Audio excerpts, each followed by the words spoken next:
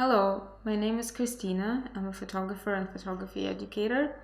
Welcome to my series of videos where I review artists I like and tell you why I like them. Today we're going to look at the work of Nadav Kander. He's an artist living and working in London, but he was actually born in Israel, in Tel Aviv, and he spent most of his younger childhood years in Johannesburg, South Africa, and he grew up in apartheid times, and I think that still is reflected in his work. So let's take a look at his portraiture work. Although he first became famous for his landscapes, but since I'm a portrait photographer, uh, when I first discovered him, the first thing that grabbed my attention was, of course, his portraits that are absolutely stunning. So let's start with this one. He photographed a lot of celebrities, and actors, musicians, and politicians, and his work was exhibited at the National Portrait Gallery, and in 2009 his 52 of his portraits, if I'm not mistaken, were published in the New York Times, which is an unprecedented case when a whole body of work of one photographer was featured in the magazine. So yeah, just to give you an idea how accomplished and established and recognized he is in the field.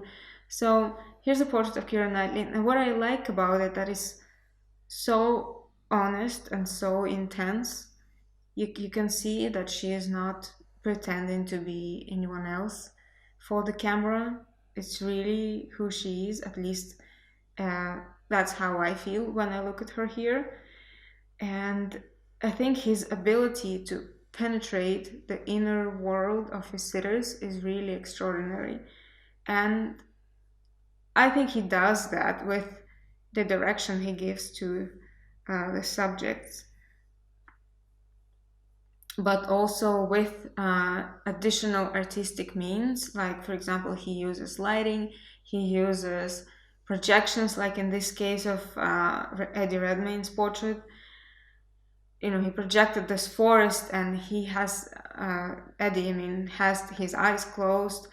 So it's like we are understanding as his inner world right now, that him being in that forest, and it's open for interpretations. That's another thing that I really like about Kander's work, is that he doesn't really give you a direct explanation of what he's trying to say. It's always just hints, and it's up to the viewer to figure out what the story is about and come up maybe with a completely new story. And this is really fascinating. Let me show you another portrait. I also really like how he implements his lighting in projecting the mood. So, for example, in this one, it's so muted in a way. There is no contrast, there is no specific direction of light. It's so quite soft and diffuse and very quite dark and moody. And the light also has this cooler bluish greenish tint to it, which also creates this very specific, quiet, somber almost mood. And I think he's quite drawn to this blue greenish light, and also he likes to use contrasty lights in his portraits. So, for example, in this one, you can see a warmer light reaching the subject from the behind, like from the opposite direction from the camera, then a blue greenish colder light from the front, and a little bit of hint of red from the back. I think that creates like an interesting sort of artistic illusion of the world that this subject is in. So it's not, he doesn't look as real anymore. although the expression is quite real. So it's just a combination of different elements that kind of like connects you with the subject, but also makes you think that you are in his world right now. So, for example, this portrait of Tim Burton, first of all, it's the direction of him looking up at the camera. So the camera angle, I think, is quite essential in this portrait. Obviously, holding the doll, but I think it's mainly his eyes and like how he looks at you in combination with this again contrasty light, warmer and cooler light coming from different directions, and slightly harder light from the side that accentuates the shadows a little bit and to create a little bit more drama. So it's just extraordinary how careful he is with the choice of lighting, and sometimes he's very simple, and yet he's still able to create really striking portraits. Like, for example, this one of David Lynch. Um, he it looks so simple. The composition is almost looks like a headshot of him, but the angle, the direction of his gaze, the movement of his eyebrows, and the movement of the hair, all these details, they're so spot on. If you know the work of David Lynch, I think you will understand what this portrait really reflects, and how even his collar sticks out of the sweater on one side and it's tucked in on the other side. Like, it's always David Lynch's work is always about something that hidden, that is not clearly seen. So to me, this portrait reflects a lot of that. And I also really like the post production, and this one is as much as I like it in his other images, is this bluish tint. I don't know if it's just created with the lighting that he used, but I think also it's created in post, like the way the skin is treated and the bluish tint of the hair that also creates this sort of moody, slightly somber kind of look. Um, I wanted to read a quote that he once said about his work. Um, so he could describe it as slow, quiet, and slightly uneasy, alluding to more going on beneath what you see. So I think this describes his work so well, so I don't really need to add much. So on top of this portraits, he also does landscape work. But before I move on to it, I just wanted to show you this portrait of Michael Stipe, which is also quite extraordinary, and his use of movement on the subject in combination with the lighting, I think, was such an interesting choice in this portrait. And he uses movement quite a bit, um, and yet his images still look quite still, which I find interesting. And I think I'm drawn to the fact that even though there is movement in the camera, but the images still looks very still. Like it's still very cinematic, like movie stills, like it was a part of a film and then it hit on pause, and that's what you see.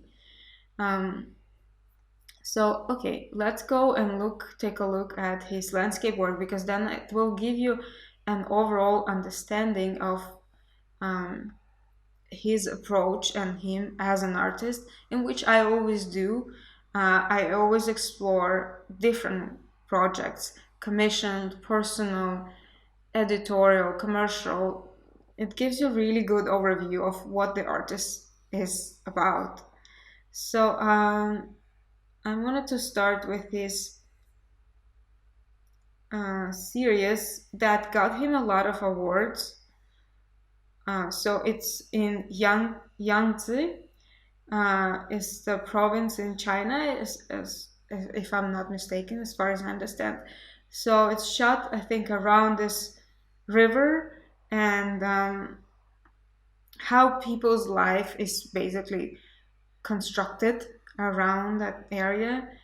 And you can see how vast these landscapes are, and how small the people are compared to the landscapes. And I think that also reflects the artist's point of view, and he's search for um, this quiet sense, but also something beyond what you can see, like this inner level, inner world. And I think, these juxtapositions that he uses in these pictures, of juxtapositions of small people and bigger industrial elements, or juxtapositions of what people are doing, or like one object versus another part of the scene.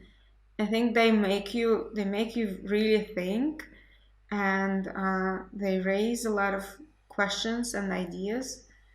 Um, and also the color palette is very extraordinary. It's a very soft light, but I guess it's provided if you are there. But it's so subdued. The colors are very subdued, and uh, sometimes there are warmer tones. But again, I feel like the way he treats them and posts a slightly cooler tint to many of these images. And I think they're quite reflective of his point of view, like towards the world. Basically, he looks at it in the same way he looks at all of his subjects. This was shot in the United States. And see, I think that it really doesn't matter what country he's in, who is in front of him. It's always his point of view that he tries to not he tries, but he reflects it very successfully. And again, really large landscapes, really quiet, um, somber blue tones, and he finds the time of day, the weather, everything that really helps to tell sort of to send the same message that he's mostly interested in. And I think it should be in everyone's work. It if you look, no matter at what kind of subject you're working with, if somebody looks at your work, they should understand who you are, first of all. If I were to summarize it, that it's really important to have artistic integrity. No matter what you shoot, if it's landscapes, if it's portraits, if it's nudes in the studio, if it's outdoors or indoors, you have to keep your artistic integrity. You have to have the same views. You have to kind of send the same message with your work. You have to be able to apply similar visual means. It can be either your approach to lighting, or your color palette, or treatment of the movement versus stillness in your shots, your composition. And I think this is such a great example of an artist being able to do that. And when you have time, I really encourage you to go and explore his work. Definitely check out his films section. This is the UK Time Flies video is really so powerful. It really fascinates me as much as Highways, England Rain.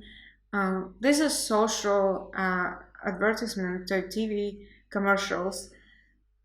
And I think that's also part of your artistic integrity. What commercial work you take, like what do you help advertising? What is your statement as an artist?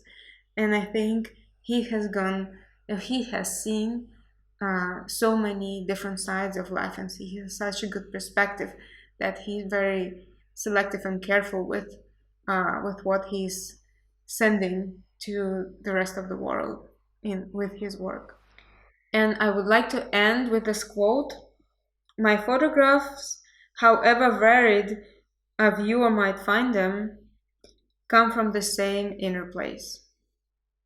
Thank you all for watching. Please like and subscribe, and you can see more of my videos on my YouTube channel and also on my IGTV channel. The details are going to be down below this video. And if you would like to support me, please also subscribe to my Patreon. Thank you.